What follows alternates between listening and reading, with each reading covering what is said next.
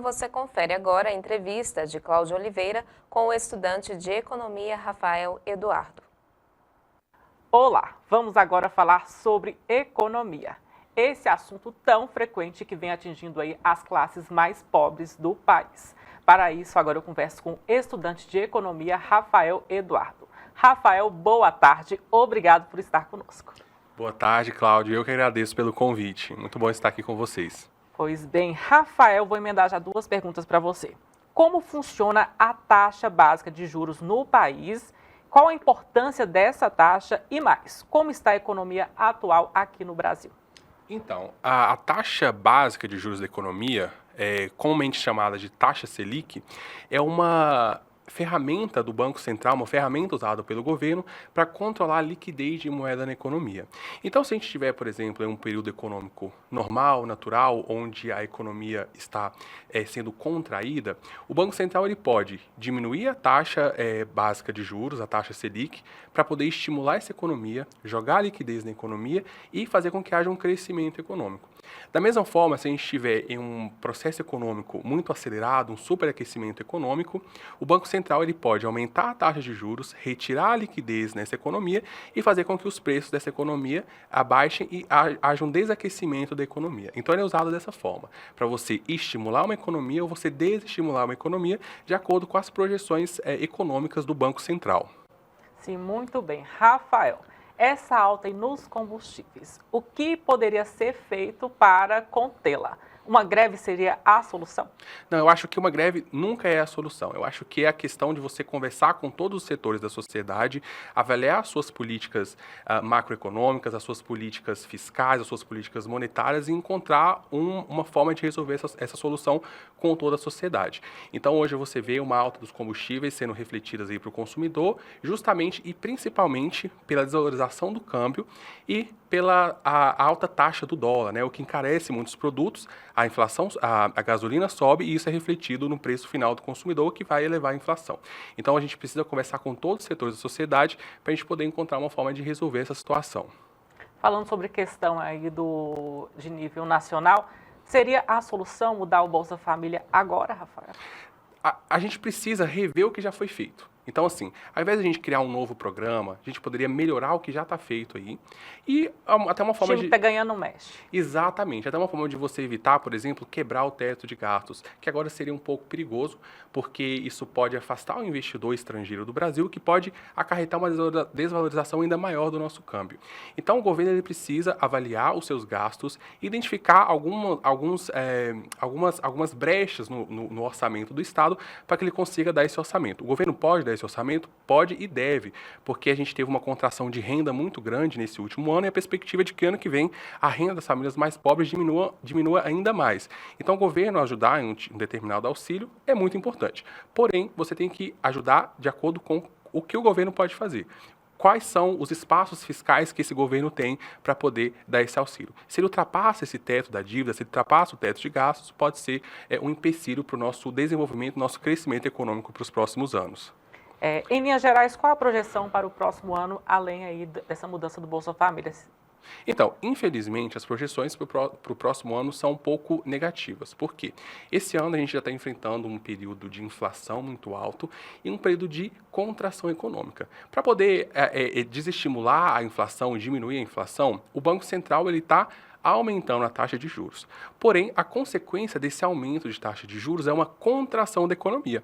Porém, a gente já está passando por um momento de contração econômica. Então, você aumentar ainda mais a taxa Selic para conter a inflação pode prejudicar o crescimento econômico, porque as pessoas elas vão tomar menos empréstimos, as empresas vão tomar menos empréstimos e vão ter menos disposição a investir e a expandir os seus negócios, que pode trazer uma contração econômica para o país.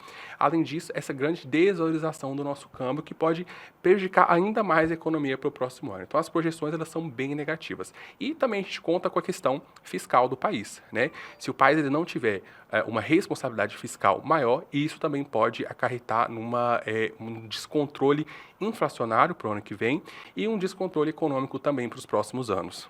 Muito bem, é Rafael Eduardo, estudante de economia, que tirando as nossas dúvidas. Rafael, estão dizendo aí que a inflação aumentou, né? A situação do país está ruim, como você já disse aí, mas nos outros países também está ruim a situação. Como você vê essa questão mundo afora? Exatamente. A gente vive num período globalizado, né? Então, todos os países eles estão interconectados um com o outro. Então, a gente costuma muito dizer nas aulas de geografia, quando os Estados Unidos dão um espirro, o mundo inteiro fica resfriado. E foi o que aconteceu justamente no ano passado. Quando a gente teve todo esse desarranjo de setores produtivos, a gente teve uma influência muito grande, por exemplo, na produção industrial, o que acarretou na alta do preço de muitos produtos. Então, a demanda, ela continuou em um determinado patamar, porém a produção diminuiu bastante. E isso prejudica muito o cenário de preços dessas economias, o que faz com que haja uma alta de preços. Então a perspectiva, se a gente for ver por um cenário do Brasil, é a seguinte: esses países desenvolvidos que até ontem praticavam taxas de juros muito baixas, vão começar a aumentar a taxa de juros desses países, o que pode, consequentemente, acarretar numa saída de capital estrangeiro do Brasil, porque eles vão se sentir mais dispostos a investir nesses países que têm taxas de juros melhores, mais atrativas e têm uma economia estabilizada. O Brasil passa por uma economia desestabilizadora, com uma crise fiscal iminente, crise hídrica iminente também e alta inflacionária. Então é melhor investir lá fora, com uma taxa de juros razoável, do que investir no Brasil. O que pode também acarretar numa desvalorização do nosso câmbio e afetar também a inflação lá na frente. Investimentos. Quais são os melhores para o momento agora? Então, eu costumo dizer que a melhor forma de você investir é você procurar várias fontes de investimento. Por quê? Se você colocar todos os seus ovos em uma cesta só, você pode acabar sendo prejudicado se alguma coisa acontecer com essa cesta. Se ela, por exemplo, ela cair, seus ovos todos vão quebrar. Então, o que eu aconselho é você procurar vários tipos de investimentos diferentes. É você investir numa renda fixa, é você investir numa renda variável. E outro conselho que eu costumo dar para as pessoas é você pegar parte do seu patrimônio e dolarizá-lo. O que significa isso? É você pegar parte do seu dinheiro e investir em outros países, principalmente os Estados Unidos, em dólar. Por quê? Isso é uma forma de proteger o seu patrimônio da desvalorização muito grande do real. Então, por mais que o real se desvalorize ao longo do tempo, você protegendo parte do seu patrimônio nos Estados Unidos, você consegue proteger o seu capital e proteger o seu patrimônio. E dá para começar com pouco, Rafael? Dá, com certeza. Hoje em dia a gente tem muitas possibilidades. Antigamente era mais difícil, né? Antigamente a gente costumava dizer que investimento era para as pessoas muito ricas. Porém, hoje em dia o investimento é acessível a todos. Até a partir de R$30 você já começa a fazer... qual o básico. Exatamente. Hoje, a partir de R$30 você consegue fazer o seu primeiro investimento, né? Então é acessível a todo mundo. Então isso pode te ajudar a você fazer essa diversificação de patrimônio mais facilmente. Rafael, muito obrigado por estar conosco e deixar transparente aí essas dúvidas que o pessoal tinha, que agora já não tem mais. Eu que agradeço o convite de vocês. Muito obrigado. Tá aí, pessoal. Este foi o Rafael Eduardo, estudante de Economia. E agora vamos saber como fica o tempo para Paracatu e cidades da região nesta terça-feira de feriado. A previsão do tempo para esta terça-feira é de sol com muitas nuvens. Períodos de nublado com chuva a qualquer hora. Em Paracatu e Vazante, mínima de 19, máxima de 28 graus. Em João Pinheiro, mínima de 18, máxima de 27 graus. Em Unai, mínima de 20, máxima de 29 graus. E em Guarda-Mor, mínima de 19, máxima de 29 graus. A probabilidade de chuva é de 67% para 30 milímetros.